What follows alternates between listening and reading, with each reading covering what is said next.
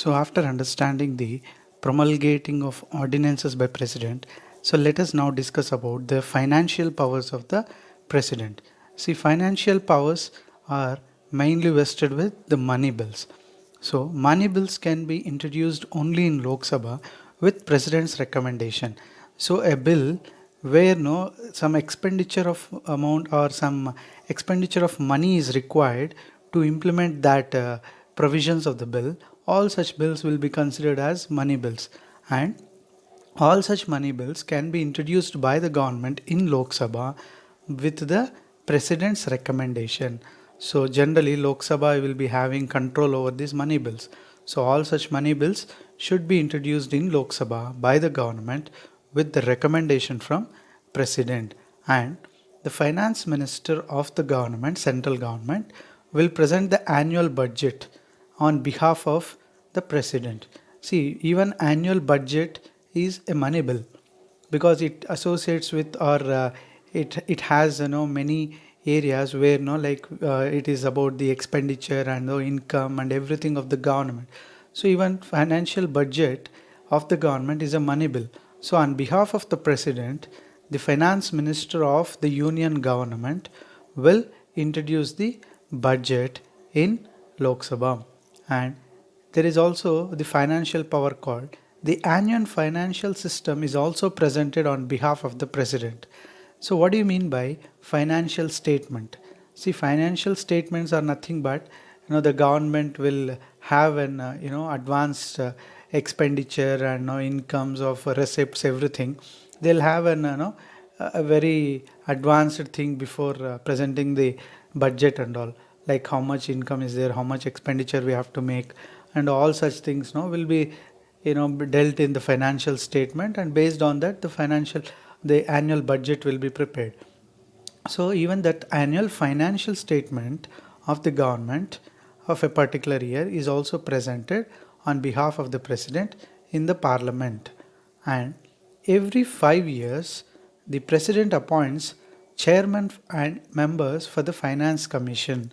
So what do you mean by finance commission? See, finance commission has been established as per constitution to to deal the financial relations between the central government and state governments. So as you know that the central governments will collect lot of taxes from state, and states will have their own share of taxes in that. So all such taxation and distribution of all this tax collected money and financial issues between central and state governments will be generally handled by the finance commission, and such a finance commission will have a chairman and its members, and they are appointed by the president. Also, the president can authorize withdrawal of advances from contingency fund of India. See, contingency fund of India is a fund created to meet the emergency needs of the country. Suppose a disaster happens, or situations like this corona or some medical emergencies happen, so the government will have to government needs immediate liquid money and other things. So at that time the government can withdraw such immediate money from contingency of fund of India, which is which is authorized by the president only. Only the president can authorize the government to withdraw money from such contingency fund of India. And later, once the government takes the money, later it should also be approved by parliament. So these are the financial powers of the president. So now let us proceed towards the judicial powers of the president. See, the president, so what do you mean by judicial powers? So that means related to like implementation of the law or protection of the law. So in the judicial powers of the president is not answerable to any court of law for exercising his powers and duties of office. That means when a president tries to exercise his powers, any powers, no, whichever we were discussing till now, are his duties during his during his functioning of his duties or powers, no court can ask president like why you're doing this, on what basis you are doing this. So they cannot ask the president, and the president is not even answerable to court of law when he is performing his duties. And also the president has a safeguard of having that no criminal case can be filed against him when he was working in office. See, as you know that the post of president is a high and respectful position, so there is a safeguard given but for the president by the constitution. That means, so this safeguard is no court can no, or no police or anybody cannot file, or no, they cannot record a criminal case against the president. And the president also has the power to grant pardons, remissions of punishment, or to suspend or commute the sentence of any person convicted for an offense. So this is a very important judicial power that the president of India has. See, he has the power to grant pardon. Pardon means, like, somebody who has done a serious crime and he has spent almost majority of his life in prison, and due to his good behavior, if he if he tries to request the president through a petition that, based on the grounds of goodness and other qualities, if he wants pardon, so in such cases the president can pardon such people. Even he can give pardon from death sentence and many such things. So people who have done serious crimes and later who have changed and they wanted to live normal, so they can apply they can apply the petition to the president, and the president, if he is satisfied with all the conditions of the person who committed the crime, then he may give pardon. And remission of punishment, what do you mean by remission of punishment? So remission means here, like, suppose if some penalties are given, money penalty is given on a person who has committed a crime and all, then he can also reduce such penalties, or he may also completely remove that penalties for the person who committed that crime. And also to suspend or commute the sentence of any person for an offense. That means especially death sentence. Suppose if any court of law gives death sentence for a particular reason, then the president, after going through all the proper procedure, so then he may also suspend it or commute it. That means he may also reduce the sentence.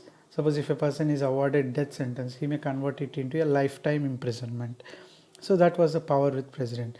And also, so in all the cases where the punishment of sentence is by a court martial, so court martial is nothing but it was a separate set of court created for armed forces. So armed forces will not be generally the cases related to the military people and all, they will be dealt separately by a court martial. The highest superior officers will form a team and they themselves will act as a court, and they will try to pass the judgments for military people. And the president also has a power to alter the punishments given by such court martials on military people. And also there is, whenever there is a death punishment, or whenever there is a case against a person for violating the laws of parliament, in such cases also the president can use his judicial power, and he can also change the sentence of punishment. And also whenever there is a death sentence, through the home ministry and everything, he'll get details of the person who was awarded death sentence, and later he will, based on his his decision, he can also reduce the death punishment, like converting it into a complete a lifetime imprisonment, or he may ask the death sentence also to be completely removed. So these are all the judicial powers of the president. So let us now discuss about the discretionary powers of the president. So what do you mean by discretionary power of the president? See, there will be certain situations for the president where he has to use his own wisdom. He cannot depend on certain sources for that information. There will be certain situations where he has to take his own decision and he has to proceed accordingly. So such situations, the president will use discretionary powers. For example, see where and all these discretionary powers are used. When there is no clear majority for any party in Lok Sabha, the president can appoint a prime minister. So that means after the general elections, then what happens? The party, generally what happens, party which gets majority will form the government, and the leader of that party will be taken up as a prime minister candidate by the president. But sometimes if no party in the parliament gets majority, such situation is called hung parliament. That means no party is having clear majority and there is a dilemma over formation of government, because government can be formed only by majority ruling party.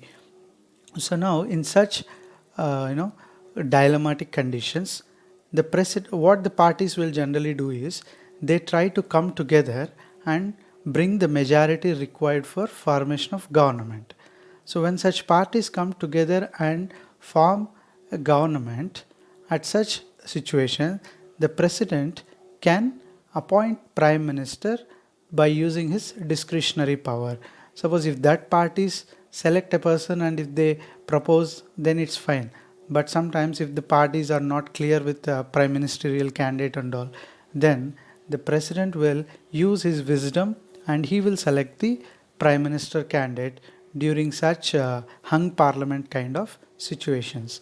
And the president can also appoint prime minister when the earlier or working prime minister meets with sudden death or assassination. So suppose a prime minister is working in his office and due to some reasons, if he suddenly dies or if he is killed by some terror groups, so then there will be a situation in the country where the government will be without head and there won't be any prime minister and all. In such situation, the political parties will be busy with their things. So the president will use his discretionary power in such situations and he can appoint prime minister. So this situation arose when Indira Gandhi was assassinated. So when Indira Gandhi was prime minister, she was killed by her own security guards. When suddenly the country became prime ministerless, her son Rajiv Gandhi was nominated by president as prime minister candidate. So it is the wisdom of the president to decide president in such prime minister in such situations. And when the ruling party loses majority in Lok Sabha due to no confidence motion, then what happens? The government will get dissolved, and having no government is a constitutional crisis. During such situation, the president may recommend for completely dissolving the Lok Sabha and going for fresh election, or he may also ask another party which is having a majority in the house to prove their majority and form government.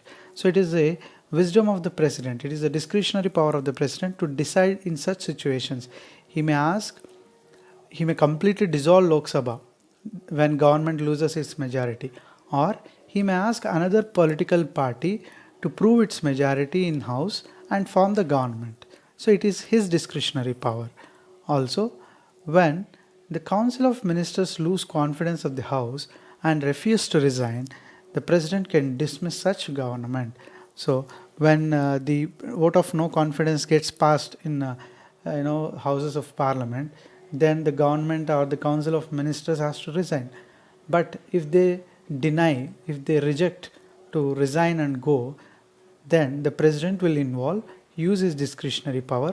He will dismiss all the government, all the ministers, and he gives a sanctity for the vote of no confidence motion.